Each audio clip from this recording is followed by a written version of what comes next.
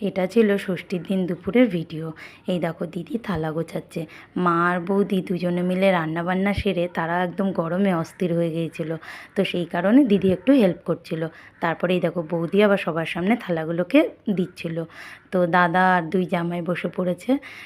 তো এই দেখো বৌদি সবার সামনে থালাগুলোকে গুছিয়ে দিচ্ছিল। মা বলল, না, তুমি যখন রান্না করেছো তুমিই সবার সামনে দাও। তো সেই কারণে বৌদিই দিচ্ছিল খেতে। আর এই দেখো যে ওই দিন চিকেন করা হয়েছিল, কারণ আমার বর মাটন খায় না, তোমরা তো সবাই জানো। তো তার কথা ভেবে ওই দিন চিকেন করা হয়েছিল। আর যেহেতু জামাইবাবু বলেছিল পরের দিন থাকবে, তো তার কথা ভেবে পরের দিন আবার মাটন করা হয়েছিল। সেই ভিডিওটা আমি তোমাদের সাথে পরে শেয়ার করছি। আর এই দেখো এই দিক দিয়ে বাচ্চারাও বসে পড়েছিল, কারণ ওদেরও খুব খিদে পেয়েছিল। তো সবাই মিলে এরকম বসে খাওয়ার মজাটাই যেন আলাদা। আর বছরে যখন দু একবার এরকম, মানে আমরা দুই বোন দাদা সবাই যখন একসাথে হই না, তার আনন্দ